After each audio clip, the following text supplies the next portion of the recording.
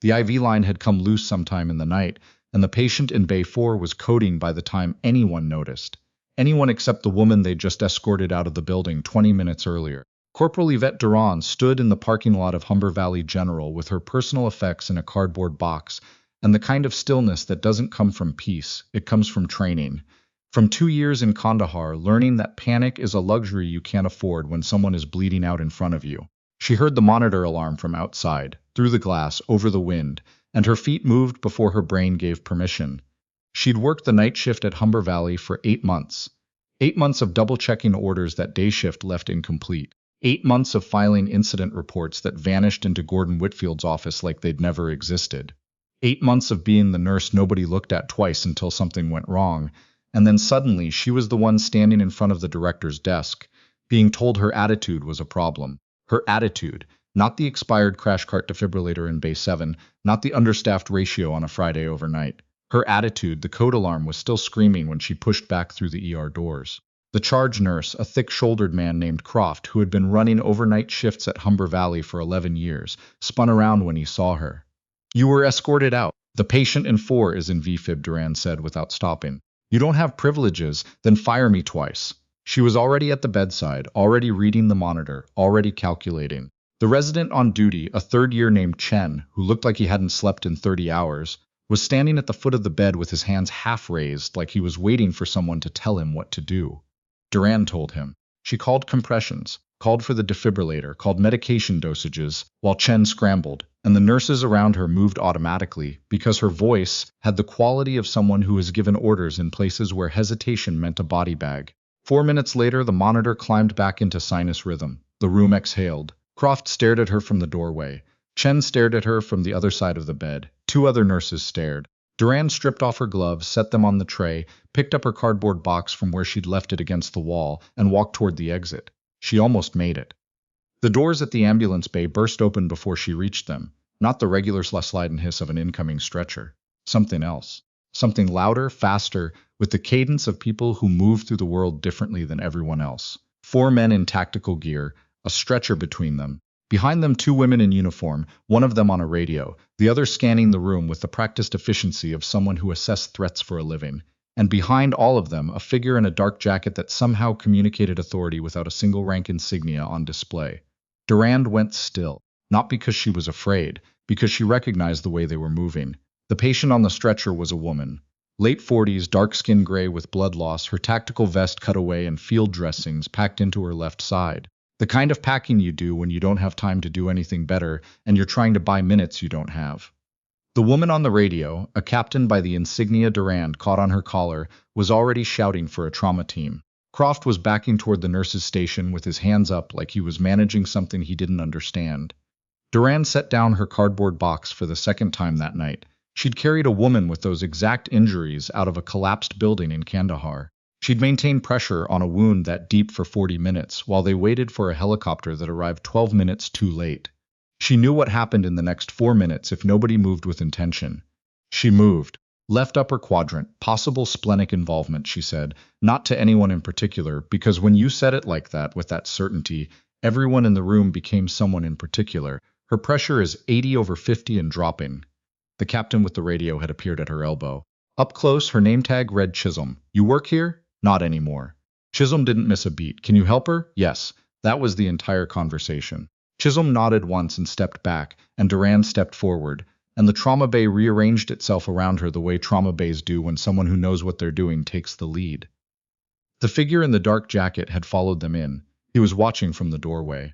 Early 60s, silver hair cut close, eyes that tracked everything and gave nothing back. His jacket had no insignia, but his posture had decades of authority built into it.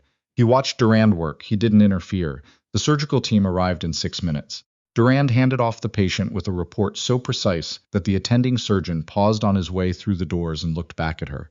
"Who are you?" "Nobody," she said. He didn't believe her. She could tell by the way he filed it away and kept moving, because in a trauma situation you don't stop to resolve a mystery, you just keep going and circle back to it later. The figure in the dark jacket circled back 17 minutes later. "You were fired tonight," he said. "Not a question. Escorted out is the official term. What for?" Durand looked at him. "Filing too many incident reports." Something moved in his expression, and before this hospital. She didn't answer. He pulled out a credential wallet, held it open just long enough for her to read it. Federal jurisdiction. Not RCMP, not provincial. The kind of federal that operated in spaces the public didn't know existed. His name was Aldrich Beaumont. She'd never heard of him, which probably meant he was good at his job. You were Army, he said. Medical 2 tours, you already know the answer. I know a version of the answer. Beaumont put the wallet away. The unclassified version. I'm interested in the rest. Durand's jaw tightened. The rest is classified, not to me.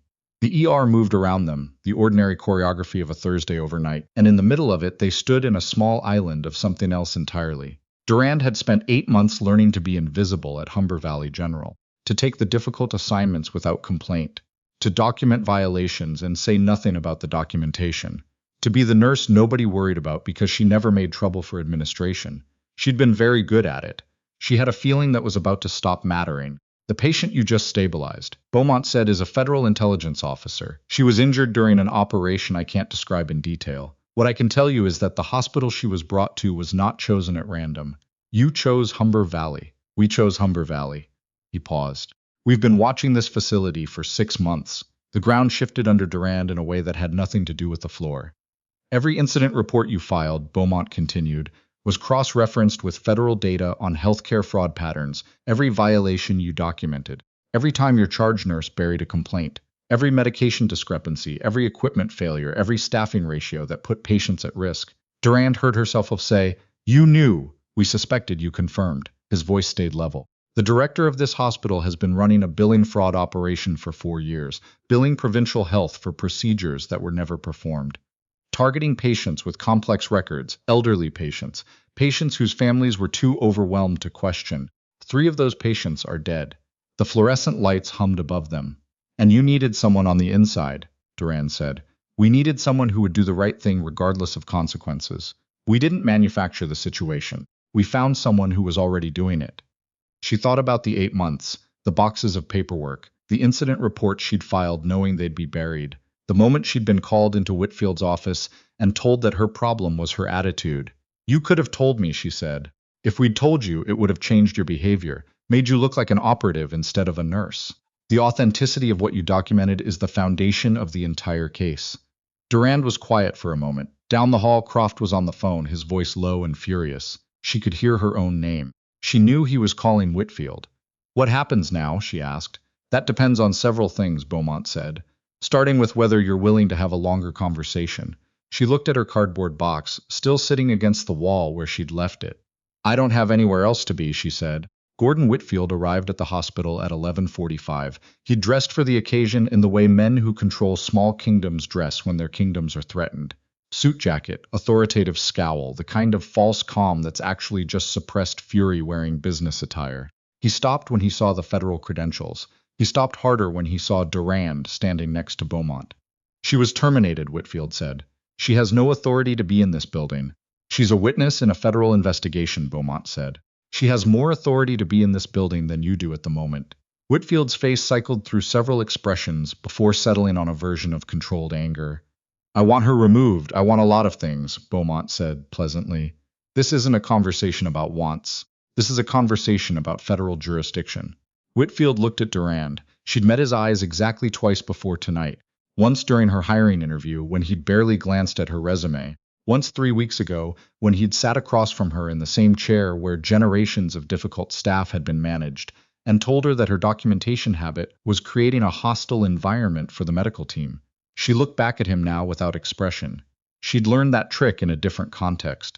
Showing emotion gives people something to use against you. She'd learned it in a place where what you revealed could get your unit killed. It turned out the skill transferred. You filed falsified maintenance reports, she said. The defibrillator in Bay 7 had a last inspection stamp from March. The actual device was last serviced in November of the previous year. Twice. Whitfield's jaw tightened. You also reduced night shift nursing ratios by 30% across 18 months without reporting the change to the provincial health authority as required by law. I have the schedule rotations. I kept copies. Those are internal administrative matters. They're evidence, Beaumont said. Gordon Whitfield, you're under investigation for healthcare fraud, falsification of provincial billing records, and criminal negligence. I'd strongly suggest you call your lawyer before you say anything else. What happened next was the kind of thing that looks, In retrospect, like it should have been obvious. Whitfield called his lawyer. 2 provincial investigators arrived. The federal team that had been waiting in the parking lot came inside. Croft locked himself in the break room and emerged 40 minutes later looking like a man who had recalculated something important. Duran sat in a chair near the nursing station and watched all of it with her hands in her lap and something breaking open in her chest that she didn't have a name for yet. She'd spent 8 months building a case she didn't know she was building. 8 months of filing reports into a void that turned out not to be a void at all. 8 months of being invisible. She wasn't invisible anymore. Beaumont found her still sitting there at 2 in the morning. The ER had settled into its late-night rhythms. New staff, new crises, the ordinary machinery of a hospital that kept turning regardless of what fell apart around it. The patient you stabilized is out of surgery, he said. She's going to recover. Durand exhaled. She's asking about you. She doesn't know me. Her team described what happened in the trauma bay. She wants to know who you are. Beaumont sat down in the adjacent chair. Up close, without the authority performance he'd been doing earlier, he looked like someone who had been awake for a very long time. I'd like to know who you are, too, the real version. Durand looked at the ceiling. You have my file. I have the official file, which stops about 4 months before your discharge. She felt the familiar tightening in her throat, the thing she'd been carrying for 3 years that didn't have a name she could say out loud. There was an incident, she said finally, in my second tour. I know there was an incident. Then you know what happened. I know what the report says. Beaumont's voice was careful. I'd like to know what you think happened. She hadn't talked about it. Not to the psychologist they'd assigned her after she came back. Not to her sister, who had tried to ask and gotten silence in return. Not to the 2 friends from her unit she still spoke to, because they'd been there too and none of them needed to relive it through language.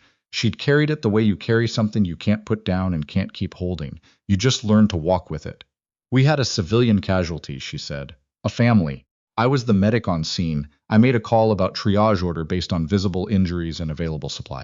She stopped. I was wrong about one of them. A child 6 years old. The room was quiet around them.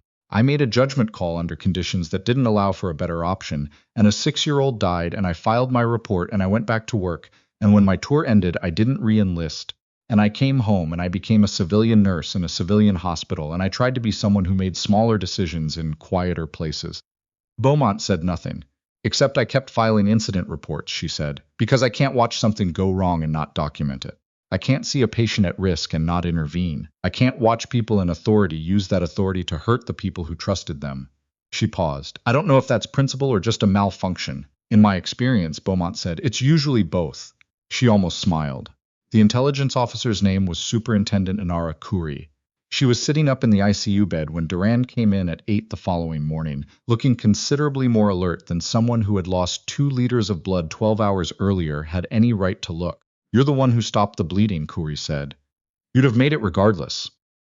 I wouldn't have, Khoury said it without drama, just fact. I've seen that wound pattern before. Without someone who knew what they were looking at, the surgical team would have spent 4 minutes debating the approach, and I'd have been in cardiac arrest before they opened. She looked at Durand steadily. Thank you. Durand stood at the foot of the bed and said nothing, because some things don't have a response that fits. Beaumont tells me you were Army, Khoury said. 2 tours. He also tells me you've been here 8 months building a case you didn't know you were building, apparently. Khoury tilted her head slightly. Does that bother you? Durand thought about it honestly. I keep coming back to the same answer. Everything I filed was true. Everything I documented was real. Nobody manufactured the violations. Whitfield created them. I just refuse to pretend I didn't see them. She paused, so no, it doesn't bother me. Khoury nodded slowly. Beaumont's going to ask you to testify. It'll be uncomfortable. Whitfield's lawyers are already filing motions. They'll argue the incident reports were compiled in bad faith. They'll try to make your military history a liability. The triage call, the civilian casualty, the circumstances of your discharge. Khoury's voice was flat and without sentiment, just information. They'll use it. Durand looked out the window at the gray Toronto morning. The lake was barely visible through the overcast. She'd grown up 90 minutes north, had come to the city for school and never fully left, had spent 2 years in Afghanistan, thinking about this skyline in the abstract way you think about things that feel unreachable. The child's name was Parisa, she said. She was 6. She had a fracture I should have caught before I triaged to the 2 adults. I've thought about that decision every day for 3 years. Do you think you made the wrong call? I think I made the only call I could make with the information I had in the time I had. She turned back from the window. I also think that being right about the constraints doesn't make the outcome any less permanent. Cowrie looked at her for a long moment. There's a family, she said, in Brampton. Father was a patient here 14 months ago. He died of complications that Whitfield's billing records show were treated. They weren't treated. They were documented, billed, and ignored. Duran's chest tightened. His name was Clarence Osei, retired transit worker, 71 years old. He had a daughter who kept asking questions and kept getting told everything had been handled correctly. Cowrie paused.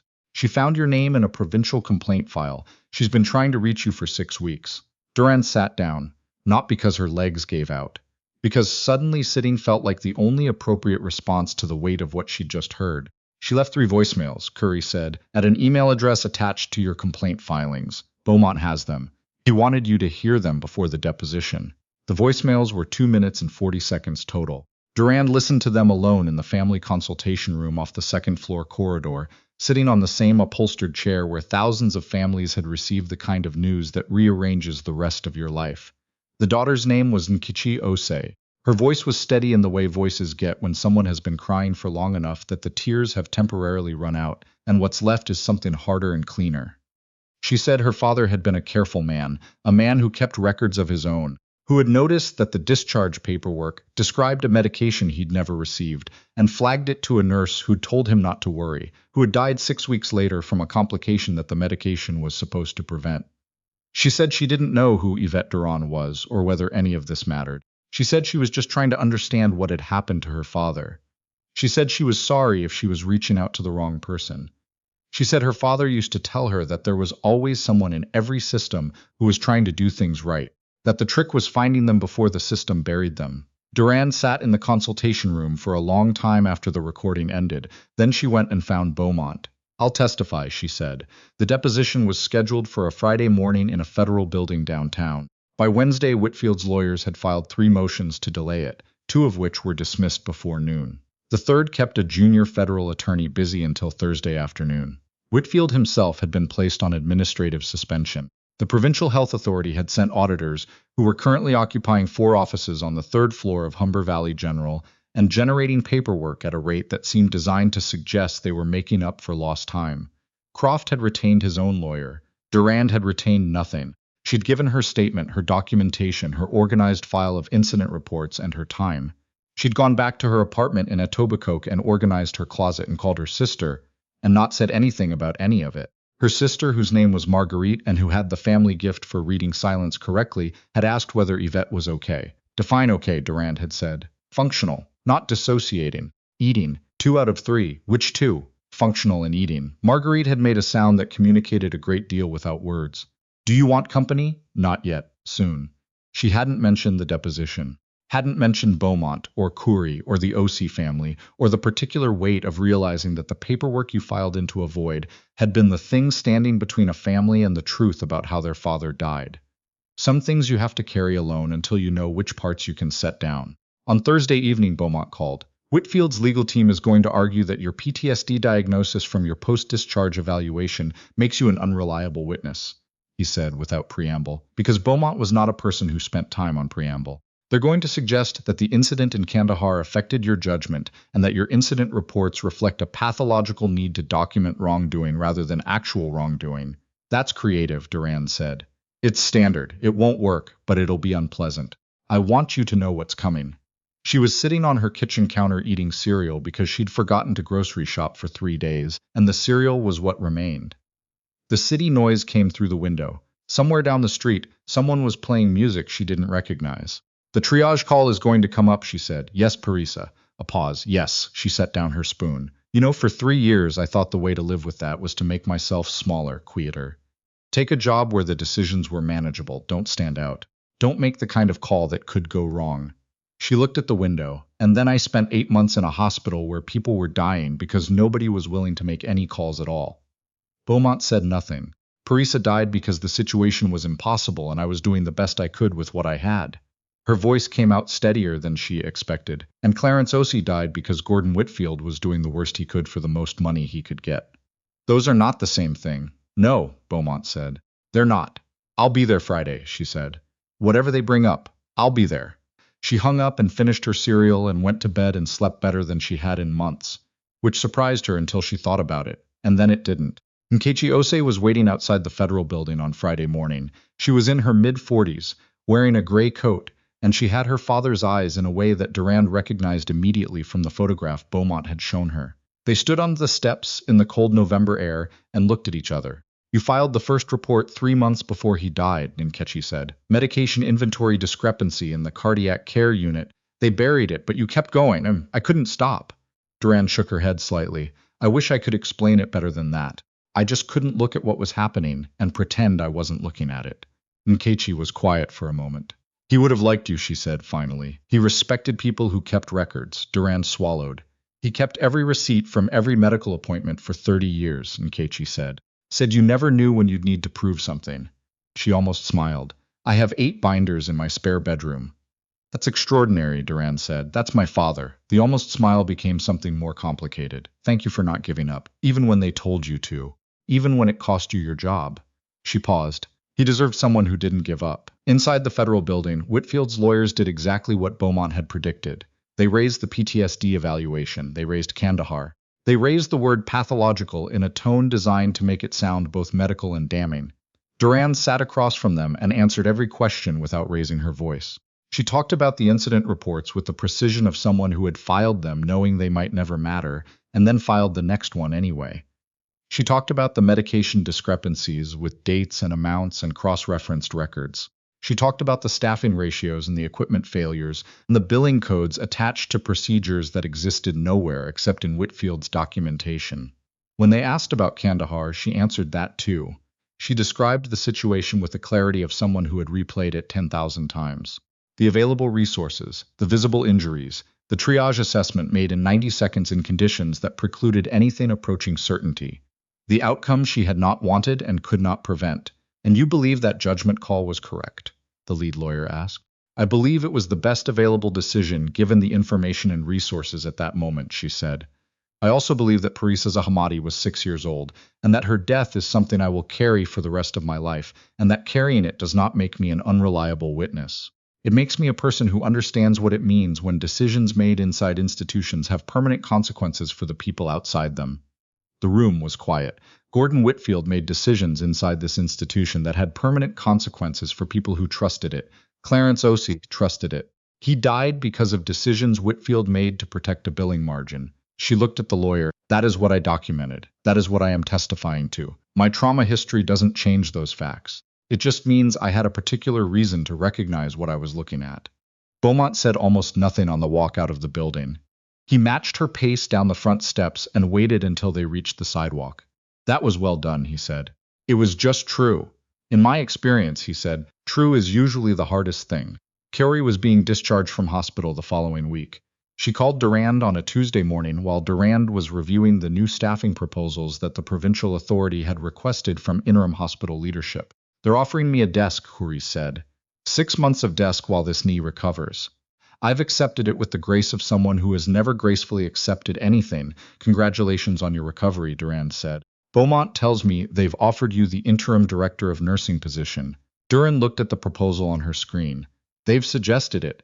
Are you going to take it?" She thought about it, about what it meant to stop being invisible on purpose. To put her name on decisions that affected everyone below her, to be the person who got called at 3 in the morning when something went wrong, to be accountable in the way she'd always wanted the people above her to be accountable, and mostly weren't. "Yes," she said. "Good." Curry paused. "Can I ask you something?" "Go ahead." "Why nursing? After the army. With your record, you could have done almost anything." Durand was quiet for a moment. Outside her window, the Toronto skyline was doing its November thing, gray and matter-of-fact and quietly permanent. "I was good at keeping people alive in impossible situations," she said. "I wanted to see if I was good at it in the possible ones too." She took the interim director position on a Monday. The staff learned what had happened to Whitfield in the week between her deposition and her first day in the new role, which meant they knew who she was before she walked into her first all-staff meeting. She could feel it in the room, the recalibration of assumptions. She'd spent 8 months being the nurse nobody noticed. Now she was standing at the front of the room, and every face was turned toward her, and she understood that the version of herself she'd built after she came home, the careful, quiet, invisible version, had served its purpose and been outgrown. She didn't have a speech prepared. She'd thought about it and decided that prepared speeches in this context would ring false, and she didn't have patience for false. I spent 8 months watching things go wrong in this building, she said. I documented everything. Most of those documents went nowhere, and I kept filing them anyway, because I could not find another way to be in a place where I could see the problem and not record it. The room was still. Some of you ignored what was happening. Some of you actively helped it happen. Some of you were just trying to get through your shifts without becoming a target. She looked at them. I'm not interested in assigning blame for the past. I'm interested in building something different going forward. She pulled up the first slide.